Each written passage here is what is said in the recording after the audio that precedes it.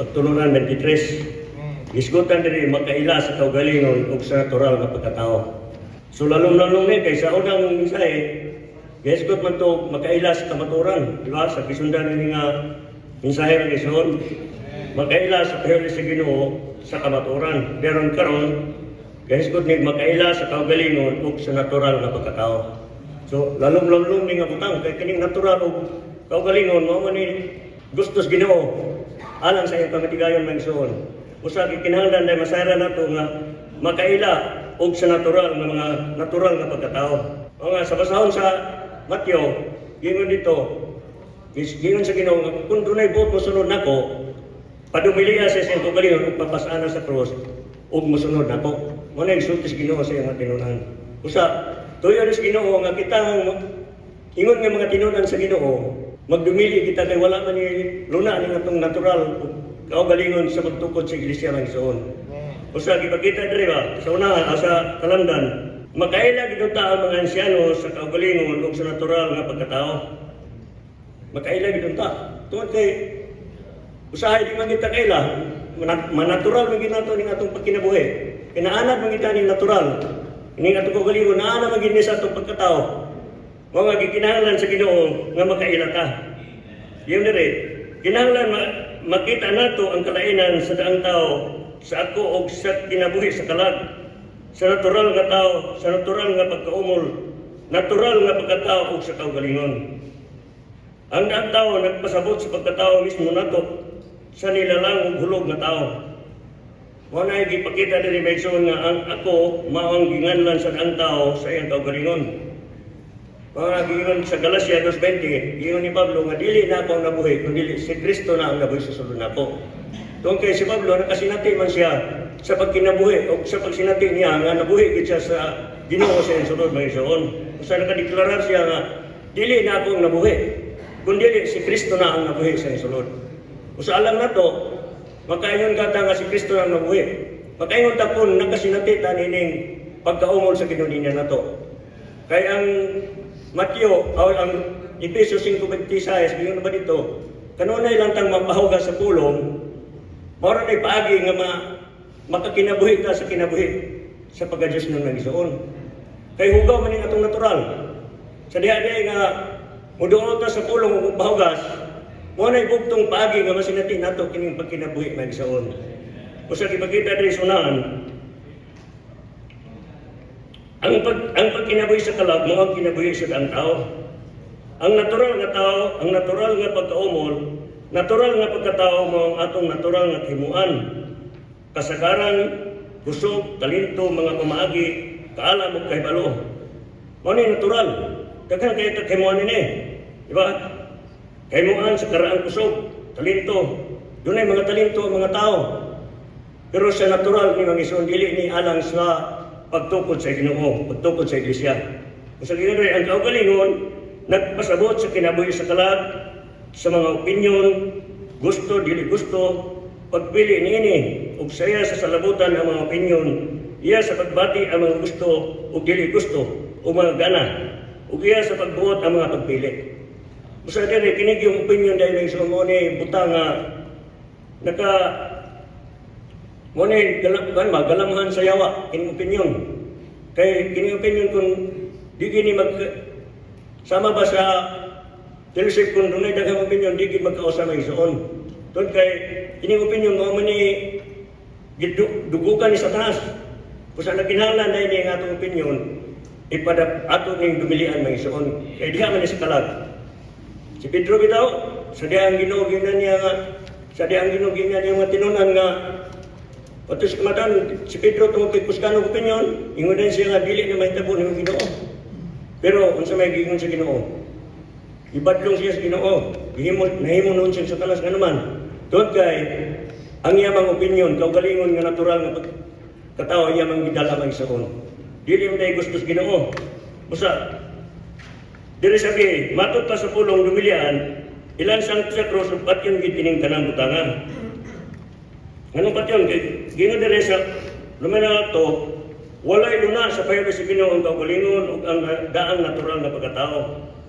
Bisan to dunay luna ang daang pagkatao nato sa payo sa Ginoo, kalabot sa mong kabuhatan na dapat alang nato diha sa iglesia. Iyon dire nga dunay luna alang natong mga taong gipanganak kag-usab, gibalaan, gitransforma, gipasama sa dagway ug gihimaya. Mao na mga tao nga kita nga mga tao nga nakabaton sa kinabuhi sa Ginoo, nahimo ng mga naluwas na usab, doon na natay luna, ingon dire nga masama sa dagway ug mahimaya. Amen. Walay luna ang atong natural nga tao. Makita ang tanato nga sa pahuli sa Ginoo, ilan sang gyud sa lato sa cross, isalikway ug dumilian ang kaugalingon, lakip na ang mga opinion o mga gusto o mga pagpili niini. Kay ang pag-anak pag-usab may paagi nga makasulod ta sa gingarihan sa Dios nga mao iglesia karon. Walay luna ang natural nga tao diha sa iglesia. Nagpadayag ang Roma aron makasulod sa praktikal nga kinabuhi sa lawas nga mao ang tinuod nga pagbatasan sa iglesianong kinabuhi, magpatransforma kita. Mao na gipakita din sa Roma 12:2 mga igsoon.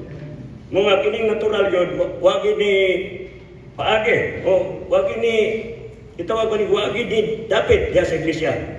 Mga gisultihan ta nini mga mensahe mga igsoon nga kinahanglan daay ato ning makita kining pagka-natural nga wala ginibahin sa pagtukod sa lawas sa Ginoo. Usag iyon sa Roma, iyon din sa bisan pa sa atong muning revival mga igsoon ba kung gipasa sa 3 inside 3 sa Roma 12:2, o dili mo magpaumol uyon ning panahon na, magpatransforma hinuon mo sa pagpabago sa inyong salabutan, aron masuta ninyo unsa ang kabuton sa Dios, kanang maayo ug makapahimuot sa hingpit. So nagpakita na nga, natural, doon natay natural nga kinabuhi, apan dili kini mapuslan para sa pamitigayan sa Dios. Bisan to dili napulihan ang natural natong kinabuhi, metaboliko gyud kining usbon. Dili lang kay usbon sa dagway nato, kundi usbon sab ang kinaya nato sa sulod. Bisan to kinahanglan gyud ang tawhanon natong kinabuhi para sa pamitigayan sa Dios, dili gyud kini angay magpabiling nga natural nga tawhanon kinabuhi. Tawhanon kinabuhi gyud unta kini nga na-transforma sa kinaya aron masagol ug mao sa Dios nung kinabuhi sa na-transforma ang tawhanong kinabuhi, lalong kining butanga. Mao nga kining natural kinahanglan gini ma-transforma mag-igsoon. Kay giingon man sa Roma 12:2 nga dili ta magpaumol uyon ning panahon na. Magpa-transforma hinunta aron makita giingon diri so nang sukad sa pag-anak pag-usab nato, gi-transforma taning kinabuhi ang natural natong kinabuhi. Samtang giusab sa Dios nung kinabuhi ang natural natong kinabuhi. Lagi bagyong ipaambit kini sa atong pagkatao ang Dios nung kinabuhi, busa pagkausab sa natural natong kinabuhi ang pagka-transforma.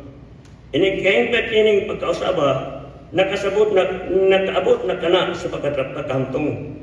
Dili man kalabot sa pagkausab nato ang paghamtong, kalabot kini sa pagsigig pagpaambit sa Dios nung kinabuhi kanato hangtod mapuno sa kinabuhi. Kinahanglan dahil mga igsoon nga kinahanglan kining Dios nung kinabuhi kanunay ning mapaambit dinhi sa atong sulod, mo ni paagi nga matransforma ta. Dili dahil sa atong kaugalingon nga kahimmuan nga transformahon nato ni atong natural atong kaugalingon. Nagkinahanglan ni sa kanunay pagpaambit sa Dios dinhi nato. Una digid nato kalimtan ning Efesos 5:26 na igsoon, kanunay kita mapahugas diha sa tubig sa pulong. Kay maron ni paagi nga matransforma ta ug mahimutang mga mabalaan at tubangan sa atong Ginoo. Dili ni sa atong kaugalingon dahil nga manigamot nga matransforma. Manigamot dahil nga mapahimulos. Musinati nining kinabuhi sa Ginoo ug mukaon sa pulong sa Ginoo, pinagis pagpahugas sa pulong aron sa tuyo, mabalaan ug matransforma ta sa pagpangalagad ng igsoon. Sa dili niya atong buhat, o nga gipakita dire sa Roma numero 3, upas ang gyud ta sa krus ug magdumili sa kaugalingon. Kaya nga itong Ginoo, giingon dire sa tibuok tulo ug tunga ka tuig sa pagpangalangad sa Ginoo, ipas-an niya ang krus. Nagkinabuhi sa kinabuhing linansan sa krus. Sige niyang gidumilian ang iyang kaugalingon sa tawhanong kinabuhi niya dinhi sa yuta aron matungan ang kabubuton sa amahan. Ang atong Ginoo, sa wala pa siya lang sa krus, nagpasa na siya.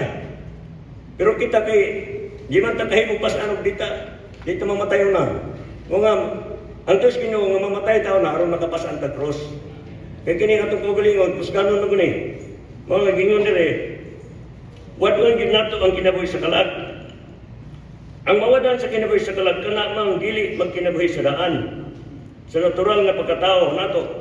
Kaya ang atong natural nga pagkatao na may dalian, may langayan, napoy mapangkarpuhon, napoy mapaubsanon, napoy hakog, napoy minatagon. Mao ni ang mga daan ug natural nga mao ni ang natural pag kinabuhi sa taong tawanong kinabuhi may suon. Daghan kayo ni kuan nay manihon kayo, napoy isugon, mao ni natural nga pagkatao. Unsa man to is Ginoo, daton dinhi siyang kamatayon dito sa cross. Aron mahimutang magamit sa iyang pamatigayon. Mga giingon din kay gipanganak naman ta pag-usab sa og transforma, matapos ang natural nga tawo nato dili sa kaugalingon nato pagbuhat, kundi sa pagkinabuhi nato sa laing persona ni Kristo. Natural ba ta langayan o dalian, may subon ug maulawon, mayon ug mausukanon, transformahon kita ug magkinabuhi ni Kristo. Isang pag mayon ta ug masukanon, kinahanglan gini transformahon ng isang kadili man nimo tuyos Ginoo. Ang tuyos Ginoo kanamang nakasinatita sa sulod nga siya ang natransforma gikan sa atong pagkatao may isuon. Mao nga ingon diri sa unahan sa ang pahuli sa Ginoo may kalabutan man sa pagpasan sa cross, pagdumili sa gugulingon, pagwala sa kinabuhi sa kalag ug pagkinabuhi kang Kristo. Mao ni pamatigayon sa Dios dunay ni kalabutan kung dunay tay pagpasan sa cross.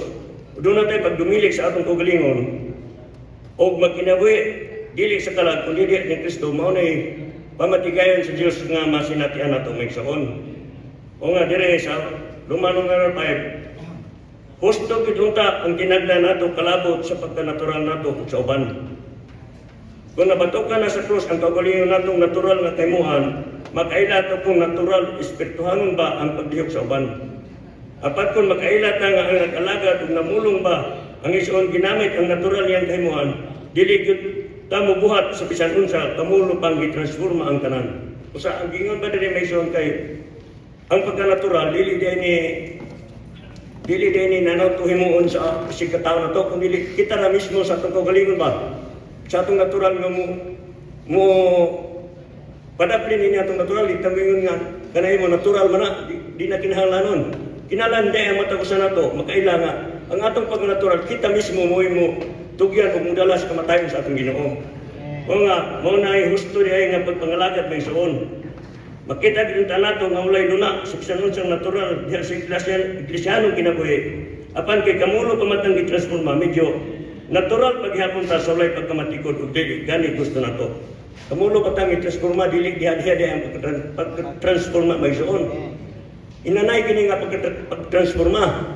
Mga ang pagtransforma nagdepende dinhi sa atong pagkaila sa kamatayon dito sa krus mga igsoon. Kung nasinatian nato ning kamatayon, kung nakaila ta nga nauban na sa kamatayon dito sa krus ang atong kaugalingon, kanunay ta nagpasan sa kamatayon mga igsoon. Kanunay ta nagpasan kay ang krus dili ni usa ka pag-antos kun dili kamatayon dinhi. So kung nagkaila ta nga kining kamatayon, ang Diyos magabuhat din sa atong sulod. O nga dili gusto nga matarungon ang bisan unsang natural. Ugukman isilikoy ginato ang bisan unsang natural sa atong kaugalingon. Apan mas maayo nga dili ka maghukom sa pagka-natural sa uban. Amen. Di kita maghukom kung natural ang uban, di nato man brad natural man na imong pagawi. Dili day ingon ana ang atong pagkinabuhi may suon.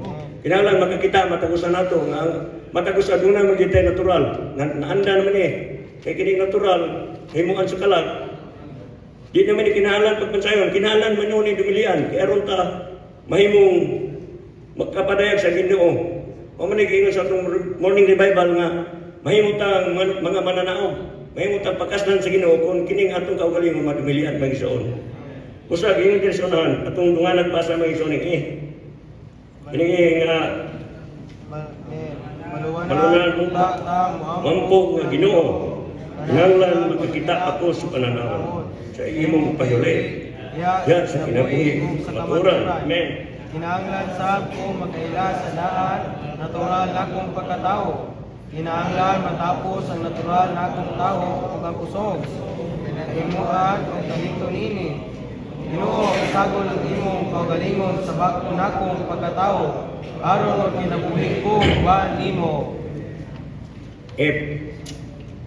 Mag-control o mag-iya sa bisyan ng kinabuhi na ng pananahuna. Maghuhala nato sa pagpangagiman, pagpakikambitay o pagpangunta nato sa mga balaan. Amen. Oni mga isuon din kay maluwanan ang tata nga moampo nga Ginoo kinahanglan makakita pa kung pananawon. Kay kung walay pananawon, lisod kita kapadayon mga isuon. Kay sa Proverbio, iyon dito 29, kung walay pananawon, magkatibulagi ang katawan. Busa, ipakita kita diri nga makakita tag pananawon. Kung nakakita tag pananawon, makadumili kita sa atong kaugalingon. Amen. Kaya kining pagdumili sa kaugalingon, dili man ni sayon mangisod. Dili man ni basta-basta nga dumili lang ka kung wala kay pagsinati sa pulong sa Ginoo. Wala kay pagsinati sa iyang kamatayon dito sa cross. Mga kinahanglan dahil nga masayod tang nga ang pagdumili sa kaugalingon, ang kinahanglan ni sa atong dugang pagsangkap sa Ginoo. Amen. Kanunay tang muduol. Digi nato mao na ingon ganina nga digi nato kalimtan ning Efeso 5:26 kay mao gini butang nga magkapahimo natong balaan. Yes.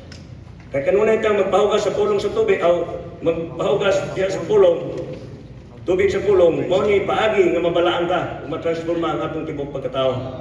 Kaya pagka-transforma dili buhat sa tao kundi buhat sa Ginoo sa atong pagduol kanay sa pulong nga igsoon. Amen. Mga kinahanglan ko ni atong kaugalingon opinyon nga dumilian kasi iyon dire.